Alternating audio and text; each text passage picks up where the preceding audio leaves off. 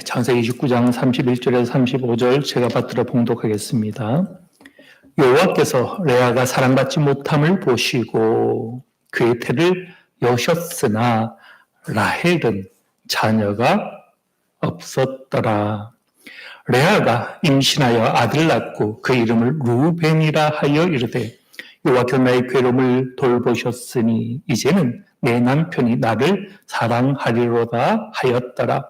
그가 다시 임신하여 아들을 낳고 이르되 여호와께서 내가 사랑받지 못함을 들으셨으므로 내게 이 아들도 주셨도다 하고 그의 이름을 시몬이라 하였으며 그가 또 임신하여 아들을 낳고 이르되 내가 그에게 새 아들을 낳았으니 내 남편이 지금부터 나와 연합하리로다 하고 그의 이름을 레위라 하였으며 그가 또 임신하여 아들을 낳고 이르되 내가 이제는 여호와를 찬송하리로다 하고 이로 말미암아 그가 그의 이름을 유다라 하였고 그의 출산이 멈추었더라. 아멘. 오늘 본문은 좀 특이한 본문이죠. 많은 이름이 등장하고 자녀가 출생이 되는 그 본문입니다. 보시고 들으시고 함께 하시고 그런 하나님을 찬양합니다. 오늘 만약에 제목이 된다면 자녀가 4명이고 이름이 넷이니 내 신앙 고백을 가지고 제목을 삼아야겠지만 주보에 이제 이름을 적는 공간이 제목을 적는 공간이 한정이 되어 있죠. 그래서 첫 아들과 둘째 아들의 이름을 가지고 오늘 제목을 삼아 보았습니다. 보시는 하나님, 들으시는 하나님, 이 신앙 고백이 여기에 있죠. 우리는 많이 묵상을 했습니다. 성경에 나타나는 이름은 단순히 이름이 아니라 거기에는 하나의 신앙 고백이 있더라. 사람으로 말미암은 것은 신앙 고백이요. 하나님께서 지어주신 이름은 하나의 계시인 거죠. 앞으로 우리는 12아들의 이름을 통해서 그때 당대 어떤 신앙 고백을 저들이 가졌는지 또 신앙 고백이라면 이런 것이죠. 지금 삶과 아무 상관없이 우리가 어떤 신앙 고백을 하는 게 아닙니다. 우리의 어떤 삶이 있고 그 삶에서 경험한 하나님을 가지고 우리는 신앙 고백을 하는 것이죠. 그러면 여기 나타나는 아들들, 자녀의 이름은 무엇을 뜻하겠습니까? 그들이 살았던 삶의 정황이 무엇이었는지를 또한 볼 수가 있는 하나의 배경이 되는 거죠. 그런 의미에서 오늘 우리는 이 이름을 통하여 그들의 삶의 배경은 무엇이었고 과연 거기서 남긴 신앙 고백은 오늘 우리에게 어떤 의미가 되는가? 그러니까 한 예배의 설교로 감당할 수가 없는 오늘은 4명 간단히 보겠지만 그것도 사실 간단치는 않죠. 그 배경을 한마디로 본다면 약함하고 상관이 있습니다.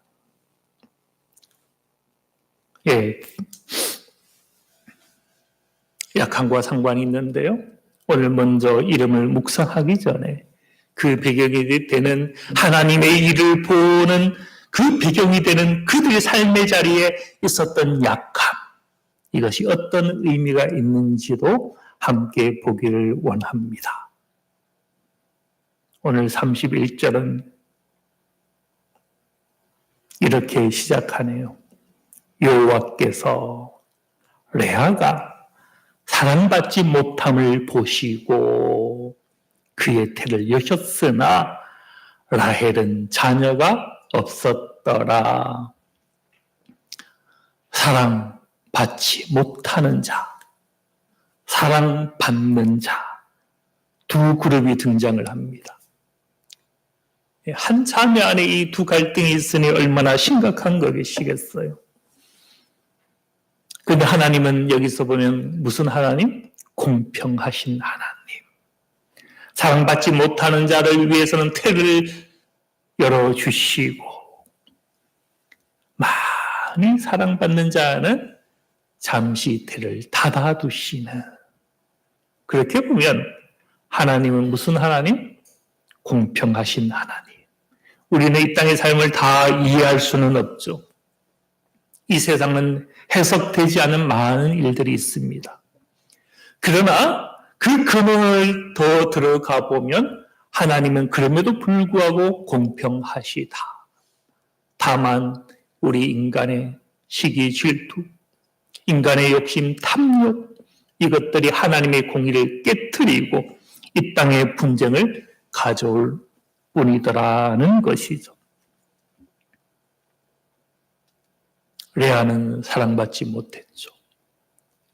이것이 과연 이 31절이 하나님께서 친히 이것을 나타내신 것일까? 아니면 이 31절을 기록하고 있는 창세기 기록자가 자기가 볼 때 하나님께서 한 여인의 태는 닫으시고 한 여인의 태는 여셨다. 그가 해석한 것일까요? 무엇이든 상관없을 것 같아요.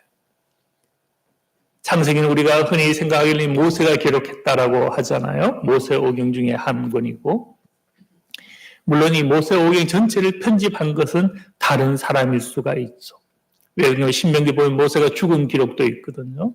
그것을 보면 모세오경 전체를 모세가 기록할 수는 없습니다.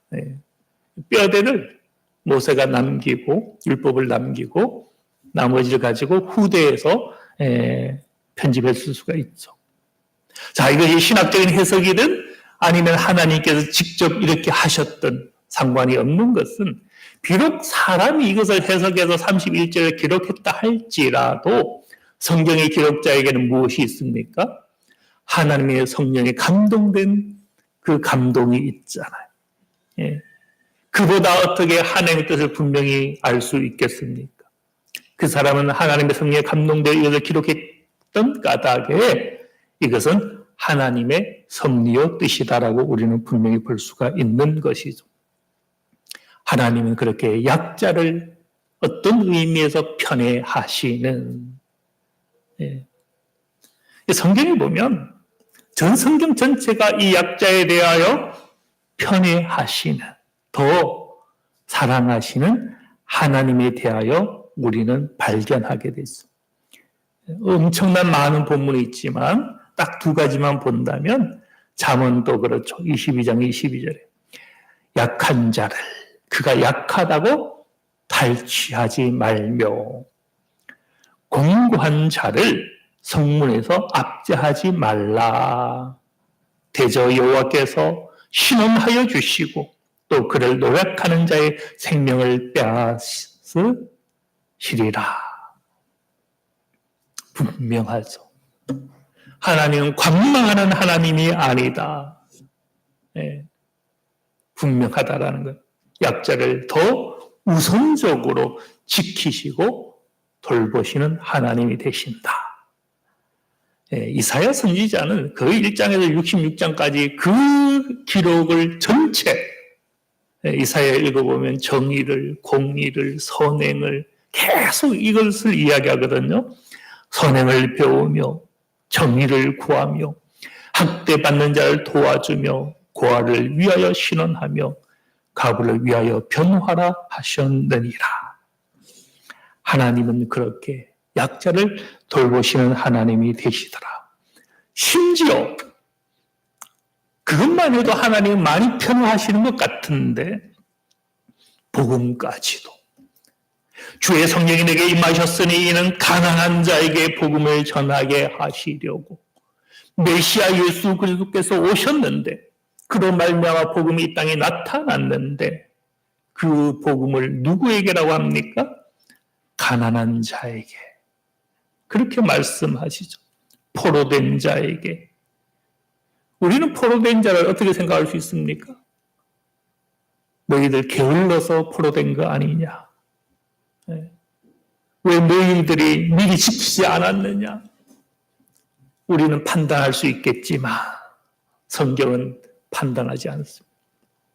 포로된 자에게 자유를, 눈먼 자에게 다시 보게 함을 전파하며 눌린 자를 자유롭게 하고 누구에게? 그들에게 주의 은혜의 해를 전파하게. 은혜는 보편적이잖아요. 누구에게나 다 주시는 은혜잖아요. 그런데 그 은혜를 약자들에게 먼저 주시더라.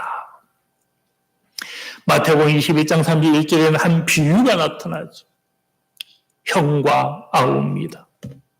형은 누구를 상징하겠습니까? 택한 이스라엘 백성을 상징하는 것. 아우는 누구겠습니까? 하나님의 복음을, 율법을 알지 못하는 이방인들을 상징하는 것. 근데 형은 어떻게 했어요? 예하고 순종치 아니하고, 아우는 떠났다가 다시 돌아와 순종을 했죠. 주님은 질문합니다. 누가 아버지 뜻대로 하였느냐? 둘째 아들이니이다. 예수께서 그들에게 이르시되 내가 진실로 너에게 이르노니 세리들과 창녀들이 너희보다 먼저 하나님 나라에 들어가리라. 어떻습니까?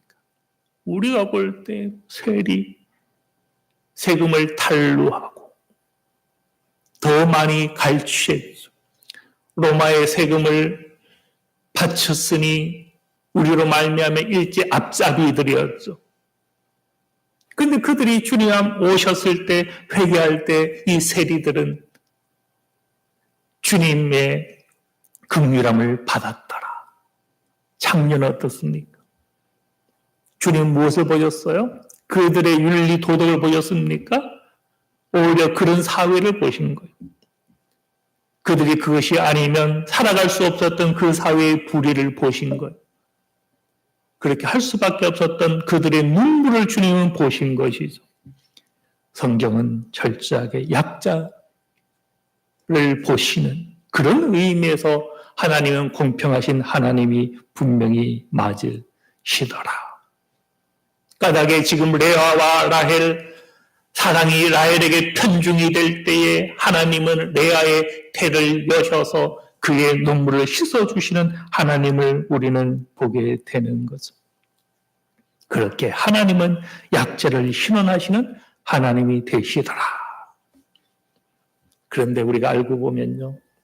오늘 이 31절에 보면 레아가 사랑받지 못함을 보시고 그의 태를 여셨으나 라헬은 무엇이 없었다?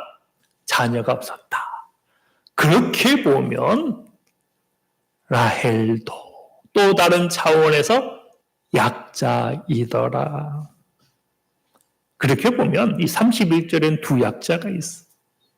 하나는 사랑받지 못하는 약자가 있고 하나는 고대에서 자녀를 낳는다라는 것은 굉장히 중요한 것이었고 자기 노년의 봉양자잖아요. 노년에 일을 할 수 있겠습니까? 지금은 저축을 해서 노년에 그것으로 살아갈 수가 있겠지만 과거는 그렇지 못했죠.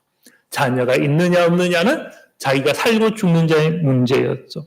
그렇게 보면 라헬이 자녀가 없었다라는 것은 노년에 그를 돌볼 자가 없었다라는 것을 뜻했고 그런 의미에서 라헬 역시도 약자였더라. 그런데 우리가 성경을 상고해 보면요. 하나님께서 부르신 자들, 그 중심에 있는 자들, 그들을 통해서 하나님께서 이방인을 축복하기 위하여 축복의 통로로 부르신 자들. 그런데 그들의 공통된 특징이 있습니다.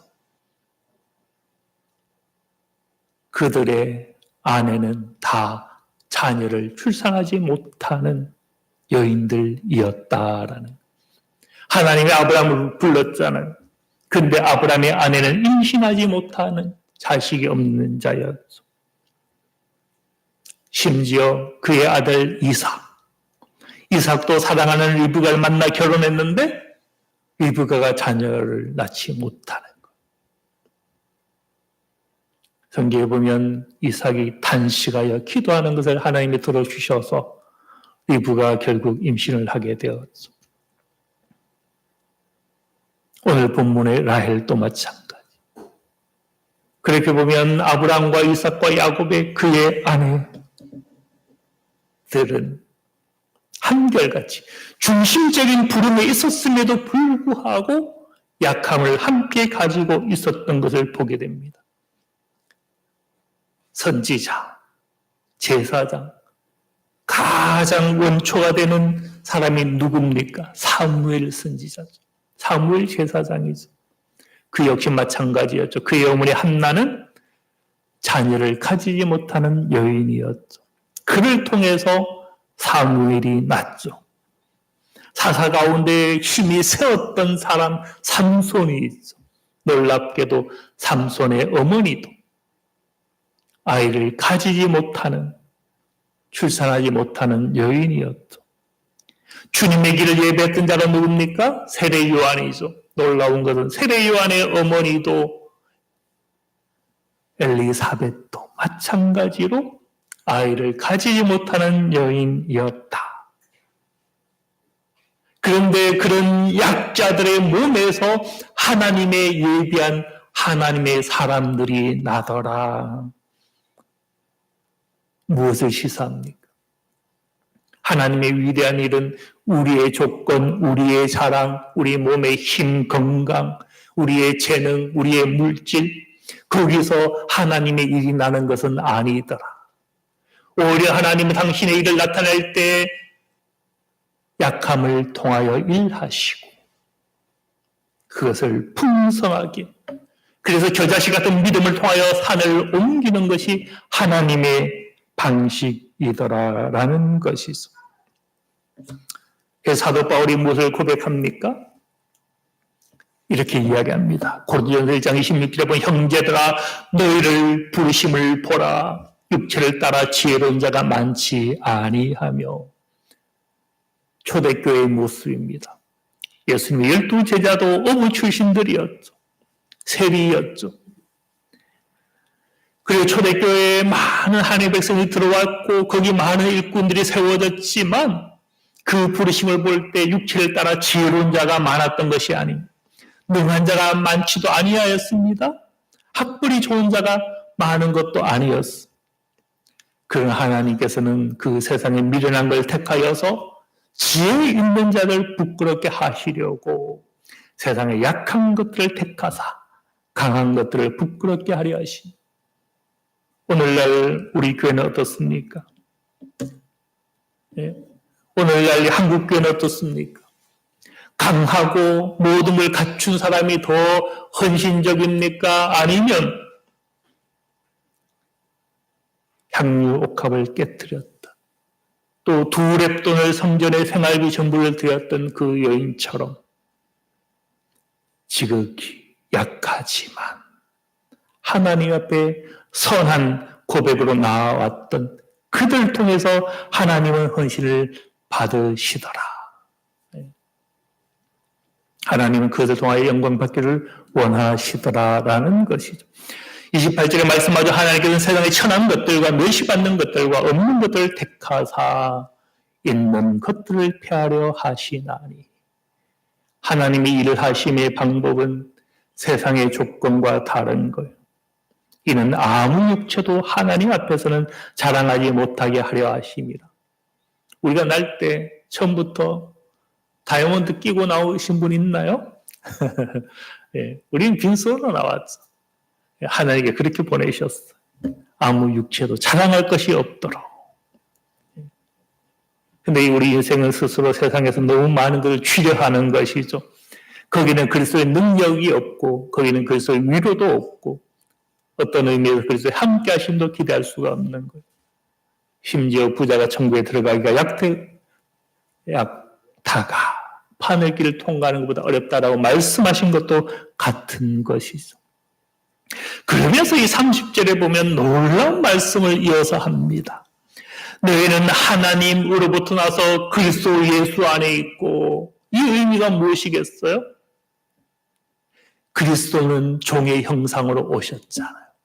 너희는 그리스도 예수 안에 있고 그처럼 너희도 낮아지고 겸손하고 자기를 비우는 자 안에 있다라는 것. 교회가 힘을 가지려 합니까? 교회가 정권과 가까워지려 합니까? 초창기교회가 그렇게 되었죠. 그런 조창기도는 필요가 없어요.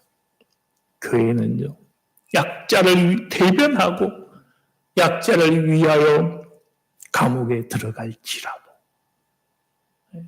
교회 자리는 그거예요. 그게 바로 그리스도 예수 안에 있고, 예수는 하나님으로부터 나와서 우리에게 지혜와 의로움과 거룩함과 구원함이 되셨다. 이 말씀 놀랍지 않습니까? 예수는 우리에게 지혜가 되었다. 그러면 우리의 지혜는 무엇이겠어요? 예수님에 대해서 성경은 어떻게 말씀합니까? 그는 마치 도살장에 끌려가는 어린 양과 같다. 그게 우리의 지혜다라는 거예요. 저항하지도 아니하고 목소리를 높이지도 아니하는 그것이 우리의 지혜다라는 거예요. 그게 우리의 의다라는 겁니다. 우리가 목소리를 높이기를 원합니까? 우리가 한번 힘을 써보기를 원합니까? 그런 것이 아니죠. 하나님의 지혜, 그리스도의 지혜는 그것이 아니죠. 그것이 거룩한 것이고 그것이 구원의 방식이다. 십자가의 낮아짐이 그 저주받음이 구원의 정수가 되더라. 기록된 바 자랑하는 자는 무엇을 자랑하라? 이것을 자랑하라. 주 안에서 자랑하라. 그래서 사도 바울은 약함이 아니고는 자랑하지 않았죠. 우리는 과연 이 지혜가 있습니까? 레아가 약할 때 하나님이 이를 보았죠. 열조들의 그들의 아내가 임신하지 못하는 그런 약한 몸을 가지고 있을 때 그들을 통하여 하나님께서 약속하신 열조들이 태어날 수가 있었죠. 하나님 그렇게 구속의 중심에, 하나님의 일꾼의 중심에 연약한 자들 사용하시더라. 까닭에 하나님은요, 약자들의 편이 되십니다. 왜요? 이 약자들이 당신의 일의 중심이 있기 때문에. 그래서 신명기 25장 18절에 보면 이렇게 말씀하죠. 아말렉이 광야길 40년간 이스라엘 백성이 가나안을 향하여 길을 갈 때에 약자들은 뒤에 쳐졌죠. 터졌을 때 아말렉 족속이 그 약한 자들 치더라는 겁니다. 하나님이 이것을 기억하죠. 내가 피곤할 때에 내 뒤에서 떨어진 약한 자들을 그들이 쳤다. 그들이 하나님을 두려워하지 않았다. 약한 자를 치는 것은 하나님을 두려워하지 않는 거예요. 약한 자를 경솔히 여기는 것은 하나님을 두려워하지 않는 것과 같다라는 겁니다. 우리가 약한 자를 작다라고 여깁니까? 그건 하나님을 두려워하지 않는 행위가 됩니다. 역대하 14장 11절에도 말씀하죠. 아사가 그의 하나님 여호와께 부르짖어 이르되 여호와여 힘이 강한 자와 약한 자 사이에는 주밖에 도와줄 이가 없사오니. 하나님은 있는 자와 없는 자와 강한 자와 약한 자 사이에 도와주실 하나님이 되신다. 이것을 아사 왕이 알고 기도할 때 하나님은 그의 간구를 거절하지 아니하시더라. 그렇게 보면 우리가 아둥바둥 강자가 되기 위하여 힘쓸 필요가 없는 것. 더 가지려고 했을 필요도 없고, 그래서 주기도문을 보면 어떻게 기도합니까? 일용할 양식을 주옵시고, 거기에 하나님의 능력이 나타나는 거거든요. 예. 이 설교하면서 저는 과연 일용할 양식을 구했는가? 내일 양식까지 구하지 않았는가? 저 스스로도 반성하지만 주님께서 가르쳐 준 기도는 일용할 양식이었죠. 어릴 때 읽었던 조지 물러의 기도도 그 목사님의 기도도 그랬던 것 같아요. 그분이 몇만 명의 아이 고아원을 인도했던 분이죠. 몇만 명인지 확실히 모르겠지만 기도를 5만 번의 응답을 받았다라는 거. 생각해 보세요. 하루가 있고 1년이 365일 있는데 10년이면 3,000번이죠. 3,600번. 그러면 100년이 되어도 36,500번밖에 안 돼요. 이분이 100년 이상 안 살았잖아요. 5만 번 응답을 받으려면 이분은 매일 적어도 하루에 3번 응답을 받아야 됩니다. 무엇이었겠어요? 아침에 대한 기도, 점심에 대한 기도, 공원이니까. 그 아침이 공급되지 않으면 아이들이 그날 굶는 거예요. 또 점심이 해결되지 않으면 굶는 거예요. 5만 번의 응답이 되었다라는 것은 이분의 기도가 매일 그날 일용할 양식도 아니고 한 끼의 양식을 구했고 그렇게 살아갔죠. 하나님은 그것을 공급해 주셨다라는 겁니다. 그걸 생각하면 우리는 너무 많은 욕심을 가지고 살지 않습니까? 하나님은 약자의 하나님이 되시더라.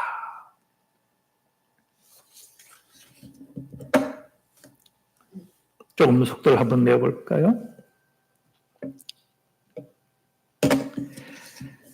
그런 까닭에 하나님은 당신이 약자의 하나님이실 뿐만 아니라 하나님의 백성들에게도 약자를 돌볼 것을 말씀하시죠. 욥은 자기를 위해 변호할 때 이렇게 이야기했습니다. 내가 넘어지는 자를 말로 붙들어 주었고 무릎이 약한 자를 강하게 하지 아니하였느냐. 네. 우리가 어떤 순간에 자기를 변호해야 될, 어쩌면 마지막 날 주님 앞에서 최후의 심판 앞에서 우리를 변호할 때 우리가 이 말을 할 수 있으면 우리는 살 것이고 병들었을 때 와서 보았고 갇혔을 때 와서 위로하였고 굶주릴 때 와서 먹을 것을 주었고 헐벗을 때 입을 옷을 주었다. 그 지극히 작은 자에 한 것이 누구의 한 것이다? 나에게 한 것이다. 우리가 주님 최후의 심판에서 그것을 말할 수 없다면 자기를 변호할 수 없을 수가 있는 거예요. 천국만 가면 되지 아닌 거예요. 천국 가서 어떻게 될 건데? 예. 멸류관 서야 되지 않겠어요? 예. 잠언 22장 22절 말씀하죠. 약한 자를 그가 약하다고 탈취하지 말며 공고한 자를 성문에서 압제하지 말라. 에스겔 34장 4절도 말씀하죠. 너희가 그 약한 자를 강하게 아니하며 병든 자를 고치지 아니하며 상한 자를 사함에 주지 아니하며 쫓기는 자를 돌아오게 하지 아니하며 잃어버린 자를 찾지 아니하고 다만 포악으로 그것을 다스렸다. 에스겔 선지자도 마찬가지, 이사야 선지자도 마찬가지, 예레미야 선지자도 마찬가지, 욥도 마찬가지, 시편도 마찬가지, 잠언도 마찬가지. 하나님이 약자의 하나님이 되시는 것처럼 하나님의 백성도 그 약자를 위하라라고 분명히 말씀하시더라. 그래서 우리가 성경을 자꾸 상고해보면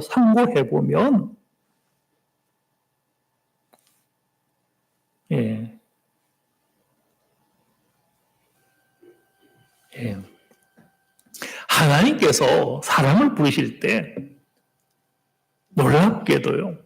성경이 몇 권입니까? 66권이죠. 구약이 적어도 4,000년이잖아요. 신약이 2,000년이죠. 하나님께 일꾼을 세울 때 있는 자, 강한 자를 세운 예가 없다라는 거예요. 그랬습니까? 심지어 사도 바울은 갈말리엘의 문화에서 배웠던 엘리트였죠. 근데 엘리트일 때 불렀습니까? 사단의 괴수일 때 불렀습니까? 모세는 애굽의 왕자로서 다 교육을 받았죠. 왕자일 때 불렀습니까? 40세월이 지나 80세 아무것도 할 수 없다라고 여길 때 불렀습니까? 하나님은 강자일 때 부른 적이 없더라라는 거예요. 오 주여 나는 본래 말을 잘하지 못하는 자니이다. 이것 때문에 제가 지금 목사하는 거예요. 나는 입이 뻣뻣하고 혀가 둔한 자니이다. 오 주여 보낼 만한 자를 보내소서. 하나님께 부르실 때 인간의 조건, 잘함 그것 가지고 부르신 예가 성경에 없더라라는 거예요. 오 보소서 나의 집은 므낫세 중에 극히 약하고 나는 아버지 집에서 가장 작은 자니이다. 초대왕 사울을 뽑을 때입니다. 왕을 세우는데 귀족 중에 힘이 있는 자 중에 힘이 있는 지파 중에 부르지 않았다라는 거예요. 문화세 중에 극히 약하고 나는 아버지 집에서 지극히 작은 자. 그런 자를 하나님은 세워서 왕을 삼았죠.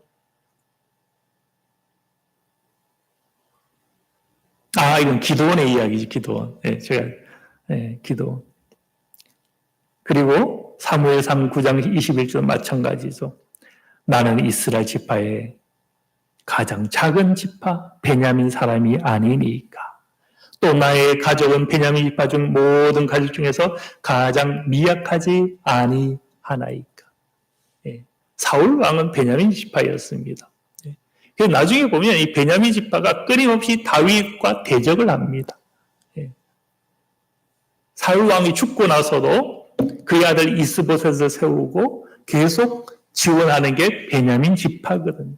근데 베냐민 지파는 우리가 아는 것처럼 이스라엘 지파 가운데 가장 미약한 지파가 됩니다. 사사기의 마지막에 보면 베냐민 지파는 남자 장정 400명만 남고 다 죽습니다. 멸망 직전에서 살아남은 지파가 베냐민이거든요. 근데 그 중에서 초대왕이 났어요. 하나님의 일하심의 방식은 인간의 조건, 힘이 있는 것을 통해서 일하시는 하나님이 아니다. 그 고백은 다윗도 마찬가지였고 솔로몬도 마찬가지였습니다. 우리는 솔로몬 하면 지혜만 생각하지만 사실 솔로몬이 왜 지혜를 구했는지를 놓치고 있습니다. 솔로몬이 자기 스스로 생각할 때 너무 작은 아이, 출입할 것조차 판단하지 못하는 연약한 자인 걸 자기가 알았던 거예요. 그래서 지혜를 구한 겁니다. 즉 솔로몬은 스스로 볼 때 볼품없고 연약한 자 중에 한 사람이었고 하나님은 그를 왕으로 부르시더라. 인간의 조건과 너무 다른 거예요.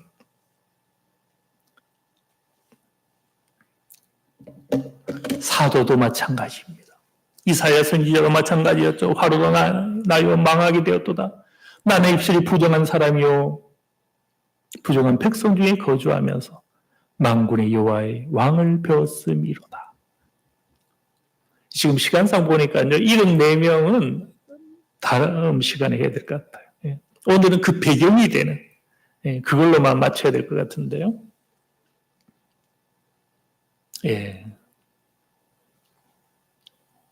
대선지하면 우리는 이사야, 예레미야, 에스겔을 이야기하죠.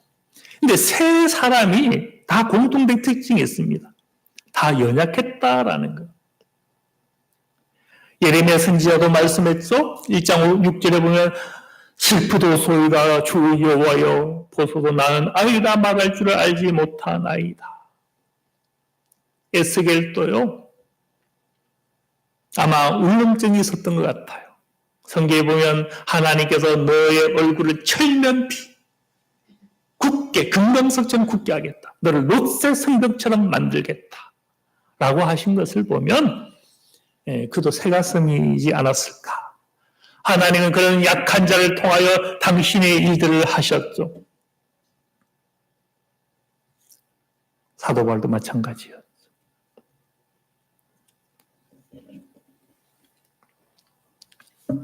하나님의 일은 우리의 방식을 넘어 있더라. 왜요? 바로 그 약자가 그리스도를 경험하는 통로가 되거든요.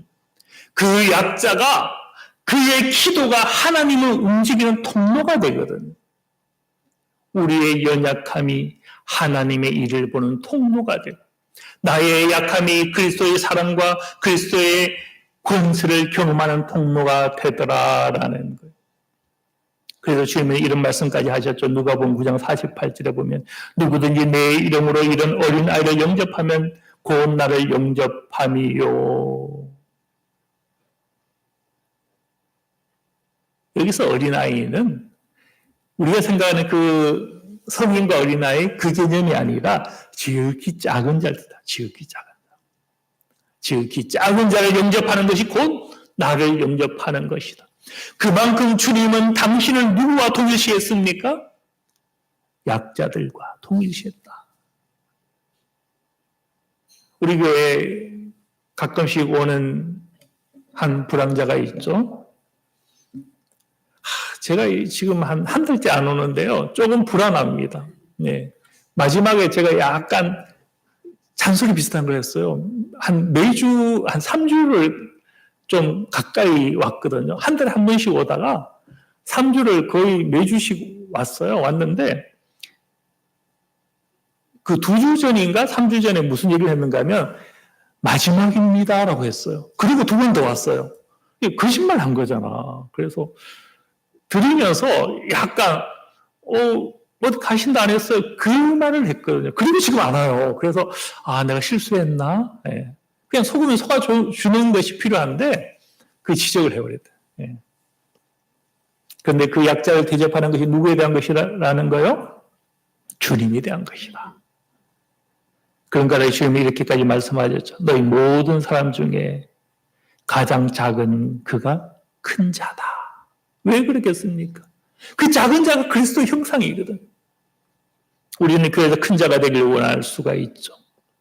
직분을 원할 수도 있고, 또 알아주기를 원할 수 있고, 또 바리새인들 회중의 발에 끌리는 옷을 입고, 또 기도할 때 어떻게 했습니까? 서서 고기를 들고 바리새인은 그렇게 기도했죠. 주님이 다 부정했어요. 오히려 저 바닥에 엎드려 하는 저 세리의 기도, 그가 의롭담을 받고 내려갔다. 왜요? 이사야 말씀을 보세요. 주님은 어땠습니까? 자라나길 연한 순과 같았죠. 마른 땅에 나온 뿌리와 같았죠. 고운 모양도 없고 풍채도 없은지 우리 보기에 흘모한 만한 아름다운 것이 없는, 멸시를 받았고 버림을 받았고 간고를 겪었고 질고를 알고, 질고를 안다는 것은 병을 안다라는 겁니다. 주님이 이 땅에 오셨을 때 십자가에서만 그냥 질고를 당하셨다라고 생각합니까? 그건 성경적이지 않아요. 그 몸도 질고 병고를 아는 몸이었다라는 것. 마치 사람들에게 얼굴을 가리는 것처럼 멸시를 당하였고, 교회도 그를 귀히 여기지 아니야. 예. 어떻습니까? 예, 시간이 많이 갔는데 마지막. 예. 그래서 사도 바울은 이것을 깨달은 거예요. 사도 바울은 부활의 주를 영접하면서 도상에서 부활의 주를 만났지만, 그 부활의 주는 놀랍게도 십자가에 달린 가시면류관을 쓰고 계신 박해받는 예수를 만난 거거든요. 그래서 그는 무엇을 발견했습니까? 진정한 자랑은 약한 것을 자랑하는 것이다 라는 걸 발견했죠. 내가 이런 사람을 위하여 자랑하리니 나를 위하여는 약한 것들을 왜 자랑하지 아니하리라. 내가 만일 자랑하고자 하여도 어리석은 자가 되지 않을 것은 참말을 함이라. 그러나 누가 나를 보는 바와 같이 내게 듣는 바에 지나치게 생각할까요? 두려워하여 그만두노라. 여러 계시를 받은 것이 지극히 크므로 너무 자만하지 않게 하시려고 내 육체에 가시고 사단의 사자를 주셨으니. 우리가 살면서 육체의 가시를 경험할 수 있고 사단의 사자를 경험할 수가 있습니다. 내 주변에 사단의 사자들이 있을 수가 있는 거예요. 그걸 꼭 거부하려고만 하지 마세요. 하나님 그것을 통해서 날 겸손하게도 만들고요. 하나님 그것을 통하여서 하나님을 의지하게도 하시고요. 예. 이것이 사도 바울은 떠나기를 위하여 구했죠. 3번 구하였습니다. 하나님의 응답은 무엇이었습니까? 내 은혜가 내게 족하도다. 이는 내 능력이 약한 데서 온전하여 심이라. 여기서 사도 바울은 기쁨을 발견한 거예요. 그래서 그는 여러 약한 것들에 대해 자랑했던 거요. 이걸 통해 그리스도의 능력이 머무는 그것을 그는 경험할 수가 있었더라. 그래서 그는 약한 것들과 능력과 궁핍과 박해와 공부를 기뻐하노니, 오늘 교회가 이걸 놓쳐버렸죠. 이는 내가 약한 그때의 강함이라. 어떻습니까? 저도 지금까지 목회 담임을 15년 하면서요, 교회 재정이든 무엇이든 하나님께서 한 번도 멈추게 주신 적이 없었어요. 항상 무엇을 진행하면 약간 부족하게, 한 번도 넉넉하거나 더하거나 하지 않았어요. 그때 이제 성도님이 섬겨주면 그게 채워졌지 그냥 그 자체로 풍족한 적이 한 번도 없어 15년간. 그런데 어떻게 보면 이게 성경적인 하나님 일하시는 방법이기도 해요. 예. 결국 한 번은 언젠가는 한번 벗어나길 원하긴 하지만 그런데 성경적으로 보면 그리스도는 그렇게 섬겼고 그걸 통해서 복음이 편만하게 되었죠. 우리가 이 지혜를 선하게 붙잡으시고 약함이 하나님의 일하심의 통로를 경험하는 것이 되는 것을 알고 우리가 이 지혜로 세상에서 축복의 통로가 되고 또 가정과 이웃과 교회도 축복의 통로가 되는 저와 여러분들 다 되시길 바랍니다. 기도합니다. 하나님 아버지, 우리가 살아가면서 우리 뜻대로 되지 않는 많은 일들을 봅니다. 그러나 그 약함이 오히려 하나님을 움직일 수 있고 또 그 약함이 교회를 온전케 하고 그 약함이 우리를 지탱하는 것임을 압니다. 우리 원한 것이 그 약함을 통하여 다스려질 수 있고 우리의 모든 약함의 자리가 오히려 주님께서 함께 하시는 자리인 것도 우리가 말씀에서 보았습니다. 이 모든 약함 가운데 그의 능력이 나타나게 하여 주시고 우리가 온전히 하나님의 일을 거기서 또한 보게 하여 주시옵소서. 모든 것 다 주께 감사드리며 예수 그리스도 이름으로 기도드립니다. 아멘. 찬송가 543장 543장입니다.